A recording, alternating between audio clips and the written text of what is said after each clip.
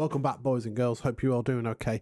Welcome back to the channel. It has been, I know there wasn't a video last week, or news-wise, as far as news goes, there wasn't an amazing amount that happened. There was a few things that happened around the universe, which we will be going into today. And so I thought I'd kind of save it all to have a bit more of a packed video this time round, instead of a very short and not so, full video. But guys, if you are new to the channel, a subscribe on the channel will be really appreciated, but only do it at the end if you think I have deserved it. And also, if you've enjoyed it and you are a regular viewer, a like on the video would really help me out with getting the video to more and more people. So welcome in, first of all, to all the new subscribers. You are amazing people. Thank you. We are climbing the subscriber count, and I really appreciate it. That percentage on how many people are subscribed that are watching and those that are not subscribed and watching is slowly coming down. So I really appreciate every single one of you new viewers that are subscribing. Thank you. So what we're going to be looking at today is we have some stuff going off in fraternity space with new sov that they have gained. We have people, or a coalition that has completely moved across the galaxy and settling in nicely. We have some aggressive pushes from one coalition to another. And we also have another part of avenue of attack opening up, which I have said that before, but we are seeing more and more poking and prodding from alliances to other alliances. And we've also got some very thick kill mails to go over. So let's get stuck into this, guys. We are going to start with the fraternity taking new sov. So fraternity have taken pure blind. Let's just bring this up on Zkill for you. So up on Dotlan so you can see. So fraternity have gained pretty much all of pure blind. That's not to do with taking new space. There's also some more space has been handed over to them. So they have gained 66 systems, and that is to do with, let's go back to 1 second. Let's go back to the map, show the map, and here we are. Fraternity have taken all of this space here. Now, what's happening is, if we just click on this system, it was Synergy of Steel. So fraternity is to gain even more systems here, all along here. And sorry, just checking. Yeah, all this system. They've got another constellation here. They've got all these systems here. Adieu, they're going to be moving out as well, so they're taking all of that as well. There is, I don't believe they've got. I think they might. They haven't got. They've got one system, which obviously allows them to project into the region in strategical places. So I think I don't really know what the situation is here, so I'm not going to comment on it, but it looks like Phoenix Coalition have transferred their sov over to fraternity, and obviously that's an alliance choice. They've made that decision to do that. Fair enough. Personally, I think it'd have been more interesting just to drop sov completely, stop paying the bill so the system goes to no one and see what happens. I would have personally done that instead of handing it over to fraternity. But all this is going to be handed over to fraternity, and that is because Phoenix Coalition, let me bring it up on here for you now. Phoenix Coalition have fully moved into Delve. So all, apart from in it, obviously, and Synergy of Steel, you've got Apocalypse Now, Siege Green, you've got Let It Happen, Syndicate, Adieu. All these guys are part of Phoenix Coalition, apart from in it, as I said. So these guys have moved a lot across here, and they are finally, now it is all secure, it is stable, there's no sort of new sov being attacked or anything like that. Now all that's been taken, it is time for the coalition to move everything down to here, sorry. Now, what happened on one of these moves, which I did notice, and someone posted it in my Discord, which brought my attention to it, so thank you so much, is this. So, Snuffed Out saw Phoenix Coalition moving stuff. And this is possibly one of the biggest oversights I've seen Phoenix Coalition do. So they moved all these freighters and a bowhead, and with some, I don't know if that was supposed to be their protection while they were moving them across a gate. And yes, they did gate them. Let me bring that kill mail up on Zkill, because you can actually see on Zkill, not on here, you can actually see on Zkill where it was actually killed. Let's just get rid of that one. So it says Stargate. It was 12.5 kilometers, which is where you decloak on a gate when you jump through it. So they gated an 85 billion ISK freighter, and then Snuffed Out saw that, dropped dreads and Black Ops on it. So this little protection fleet, they obviously had no idea that these guys were waiting, because they'd obviously been watching them and seeing what they've been doing. So that, I believe that was the covert. This one here was a covert Sino. Yes, it was. That was the covert Sino, which brought all the Black Ops in, all the Black Ops in, which would have then probably lit a hard Sino, or a Devoter would have lit a hard Sino for the Dreadnoughts to jump in and absolutely decimate this. So it was 134 billion ISK. And there's a lot of platinum, I believe, in here. Where was it? Platinum. The platinum didn't drop, but that was 34 billion ISK worth of platinum. But they also had 28 billion worth of cadmium.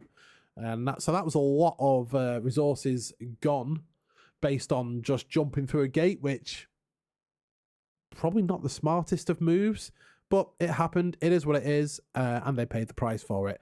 So that was a consequence of moving from one system to another via a gate.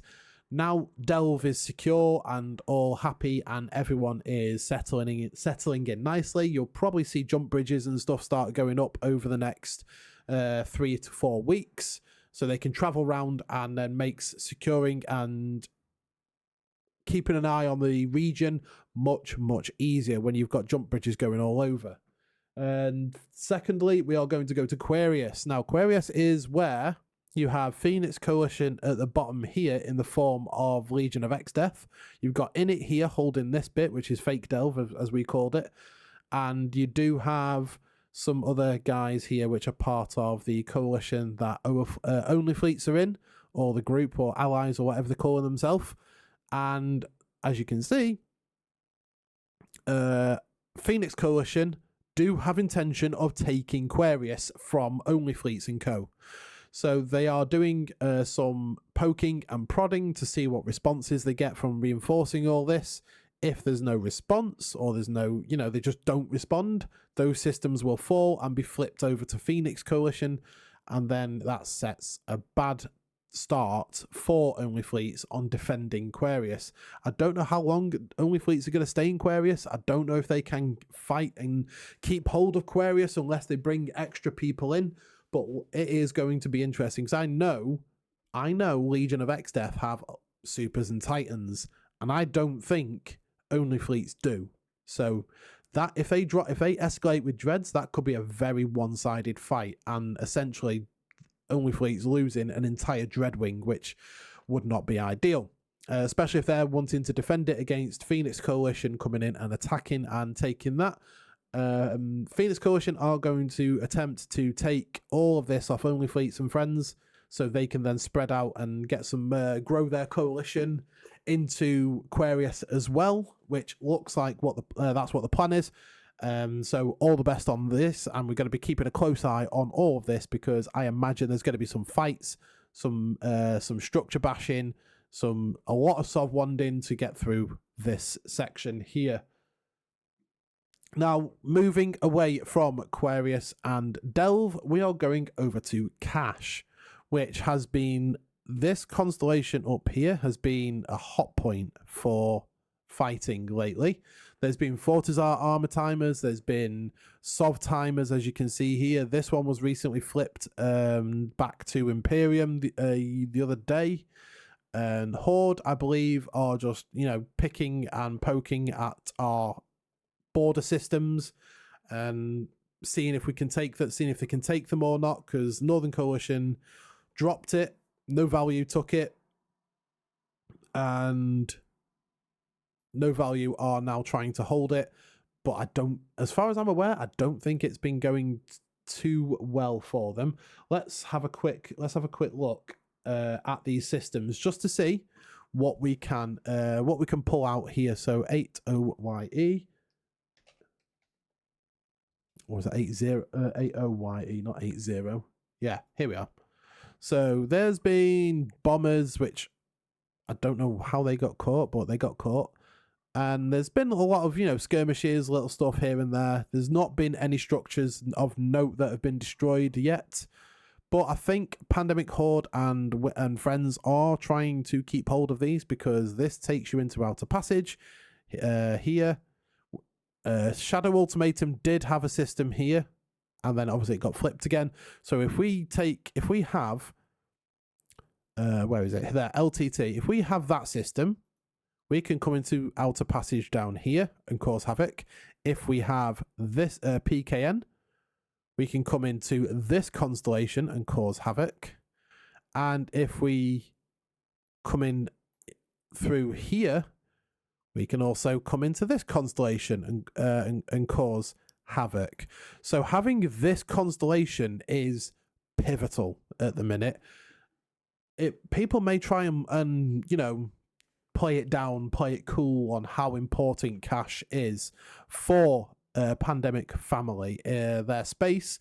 But if you do not keep hold of these border systems, it's bad news bears, because you got the Spire we can project into very easily.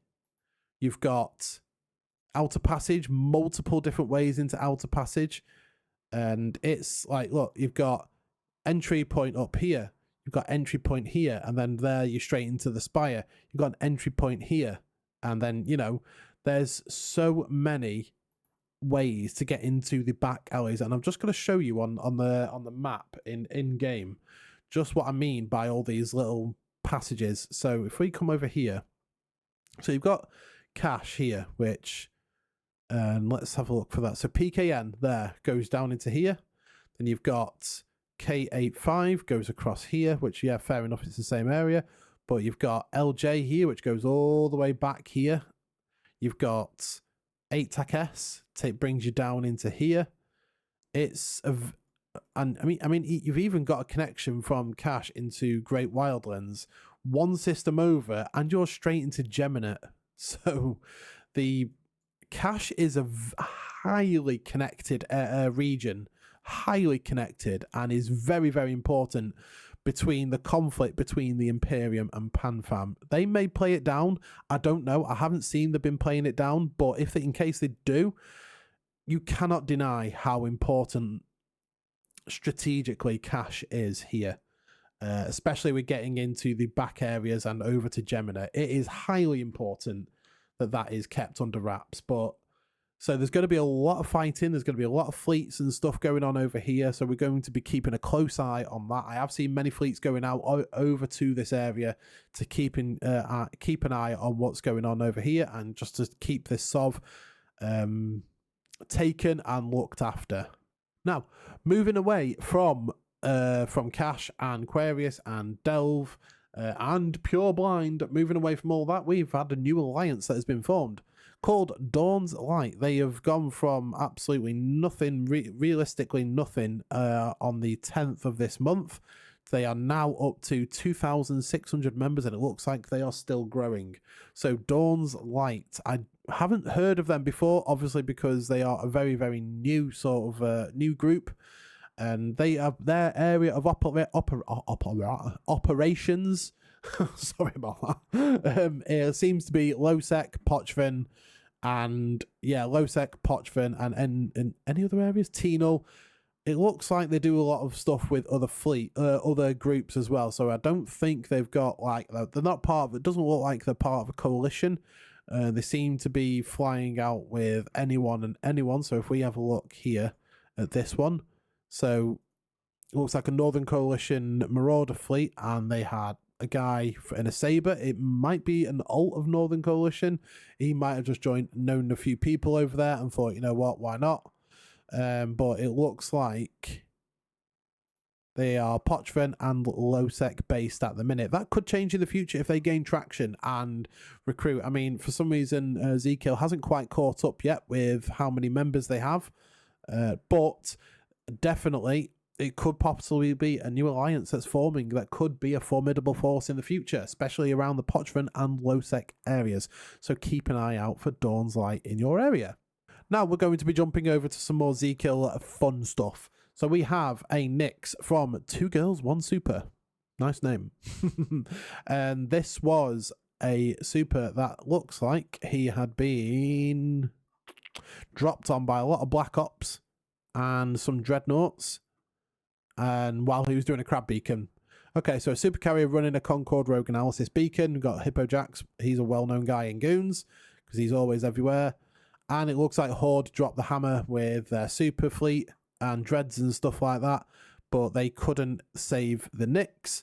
And I mean, it's the, you know, when you undock a super carrier to do a Concord beacon, you know there is a risk that you are going to die. There is a risk because it's a very expensive asset out in space. And, you know, there were 1, 2, 3. Is that it? 3 dreadnoughts.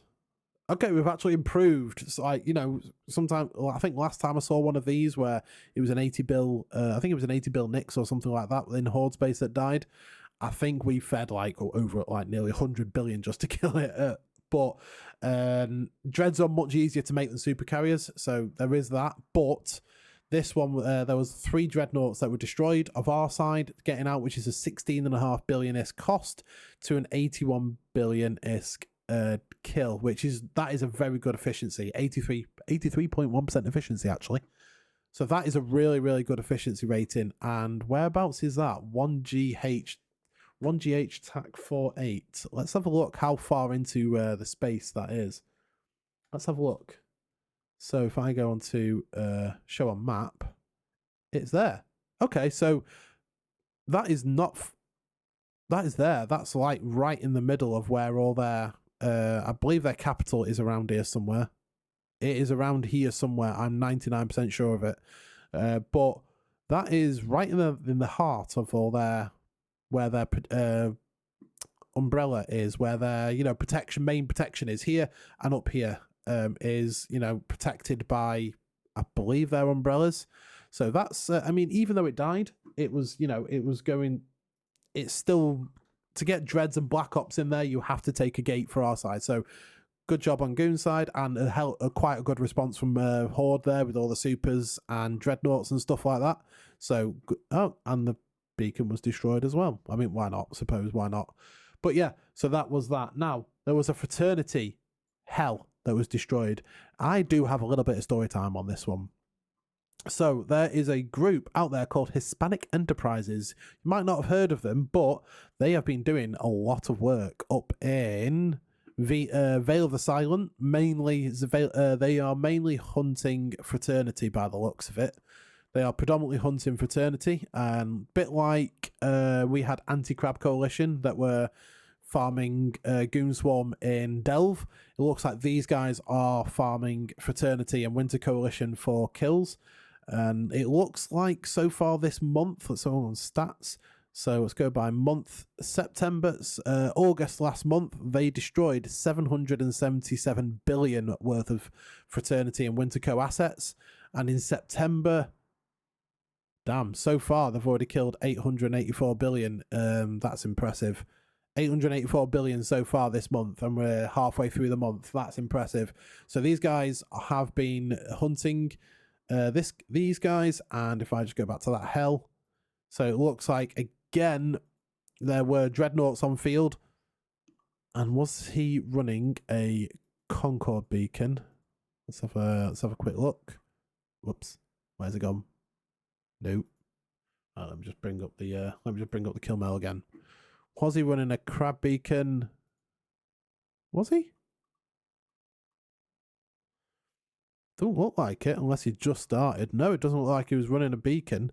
So let's have a look at the story time. Nope. no actual story time, but it was essentially because there was no it was Hard Knock Citizens there as well. There's no rogue drones on there, so he was 26 kilometers off a Stargate. Did he gate that? He must have gated that or something, and they caught him, out in the open with his pants down, and yeah, gated. Wow, gating a super in Vale of the Silent, and these guys caught him. So impressive work, very very impressive work. I'm just trying to see if Goons have lost a super this week. I don't think they have, which is actually really impressive because we tend to feed them every so often. We did have that one that happened with a Keepstar, but I don't think we've actually lost a super this week, which is... I'm shocked. I'm colour me shocked, I'm telling you. But the last thing to look at is this Sidewinder. Now, I have tried to get in touch with this guy, and I've tried to get in touch with a couple of these guys, but it seems like I'm not on when they're on, and I can't get in touch with them. So if you are any of these guys here, please drop me a message on Discord or, somewhere, an email or something, and let me know what happened here. But it looks like he was at a belt, maybe just away from a belt. So it could have been at a complex in Faction Warfare space, and it looks like it might have got baited. And that was a nice fit. That was a nice fit. It was a kitey fit because these things are fast. These things are very, very fast, and they are really good at dictating range in engagements. So to get tackle on this is really, really impressive. And the looks like it was mainly officer fit, so 5.8 billion modified damage control didn't drop there, unfortunately. And I bet these are like either officer or really expensive faction Dead Space rolled modules. And yeah, that must have been quite difficult to catch. I'm not even going to lie to you. That must have been very, very difficult to catch. But again, Fraternity have been bleeding some very expensive ships lately. We had a Revenant the other day, and we had an AT ship here, and I think the last Marshal that was destroyed, the last Python, the Marshal AT Alliance Tournament version, I think the last one of those was Fraternity as well. So there's been a lot of very expensive lost mails coming from Fraternity at the minute, which is quite interesting, really, to think about it, that they're just bleeding so many expensive ships. And apart from that, so Z-Kill's done. We've had a look at all of that sort of stuff. Now, one thing I want to talk about here, is wormhole space, because it's all well and good, looking at all of this, saying, oh, well, this is going on in Delve Aquarius, this is going on in our space, this is going on in Horde space, this is going on Fraternity space, and this is going on in Init space. But what's not talked about enough is wormhole space. Now, they are a huge portion of the player base that are in wormholes, and some of the most iconic videos on YouTube come from wormholes. Don't get me wrong, some of the biggest news article fights happen in nullsec because there are much bigger assets that can be blown up in nullsec, like supercarriers, titans, faction supercarriers, huge dread balls, thousands of dreads on field, stuff like that. But some of the most a part of Eve that doesn't really get talked about much being wormholes is the subterfuge that goes on in wormholes, the infiltration that can happen, and the spying and the sabotage that goes on in wormholes. Now, there are a couple people I've been trying to get hold of, but either time zones or something, I haven't been able to get in touch with them. But there is quite a bit going on in wormholes. I know Stack and Universe were very recently evicted from their wormhole due to losing every structure they have in the wormhole, and they are now parked back here in Outer Passage somewhere. And that I know Laserhawks are on a bit of a warpath with destroying all sorts of stuff at the minute in wormholes. They are I don't know if they're trying to expand the rental systems that they have, or if they are just looking for people to, take down a peg or two and try to remain the dominant, because I believe they are in coalition, and I saw it not long ago, the list of members that are part of that coalition in wormhole space, which means wormholes are dominated by that coalition. If you're not part of that coalition and they find your wormhole, they're gonna push your stuff in, aren't they? They're gonna just destroy everything, which I trying to, well, when you live in nullsec, it is difficult to try and get in touch with people that are in the know of wormholes, because wormholes don't want to talk to us in nullsec. From what I've found, some do, but I know a lot of big groups in wormholes don't do interviews. They don't talk they do come on talk shows, but they don't talk about their internal stuff. It's all kept kind of hush hush. Wormhole leadership keep everything hush hush for obvious reasons, you know. And I would like to start trying to cover some more wormhole stuff.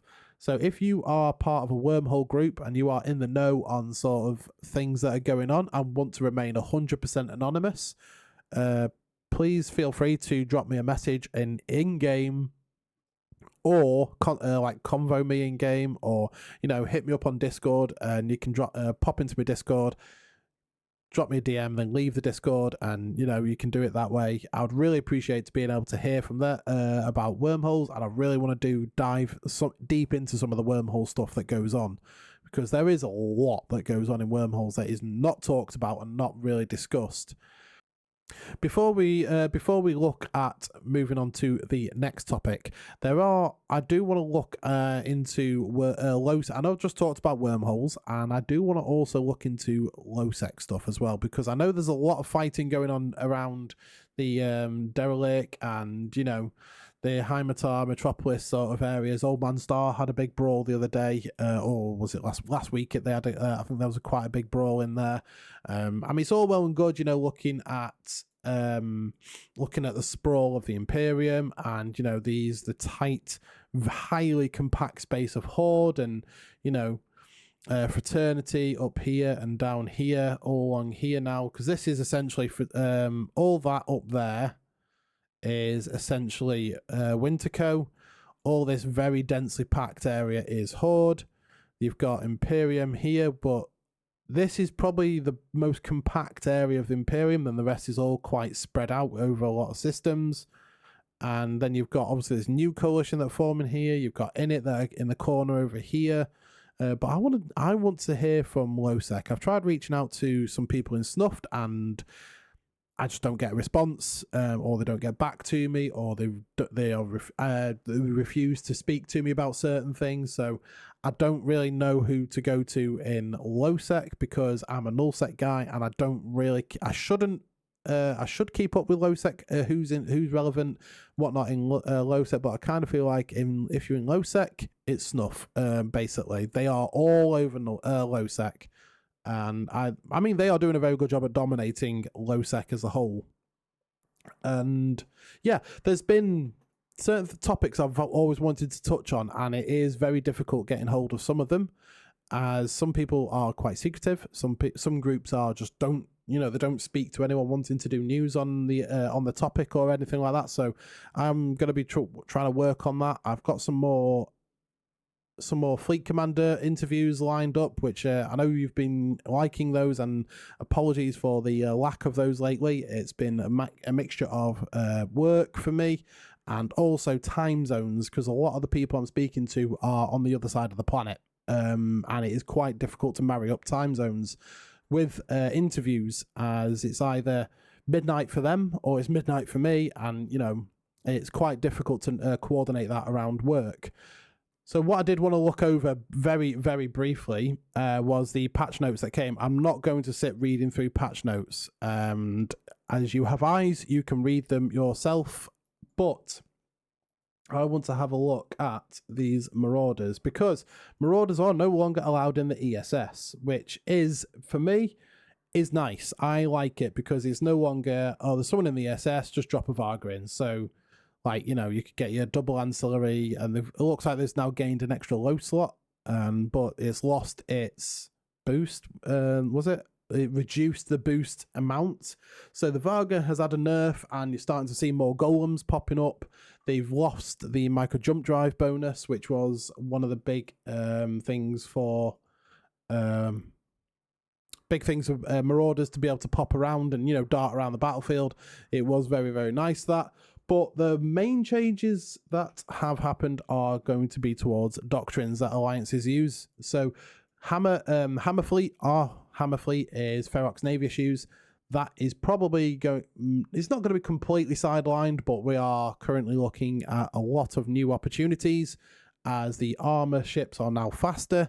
Some of the ships are not viable for fleets because of cost versus the T1 variants that are out there. Maelstroms, it could end up being, you know, Maelstroms online. It could be 1,000 Maelstroms versus 1,000 Maelstroms in nullsec, and it's a case of Logi is pointless because there's that much alpha. You are not going to rep a ship, so Logi is just pointless. And it could end up going full Maelstrom again, which feels like we're going back to 2010 or 11 with that, because they were huge back then, which everything in EVE does a full circle. Well, I'm starting to waffle, guys, so I am going to leave it there. I've got a bunch of videos lined up that I'm working on. I am working on them. They are just taking a bit of time to record, edit, and all that sort of stuff, but there is plenty to come as well. So I would like to thank every one of you for watching. If you have got to the end of the video, thank you so much. I really appreciate you guys that get to the very, very end. And as you guys are the ones that really, really do help YouTube recommend my videos to more and more people and allow the channel to grow. So a huge thank you to you guys. It is massively appreciated, more than anything you know. And also, I'm just bringing up the list here. We do have a few channel members to shout out.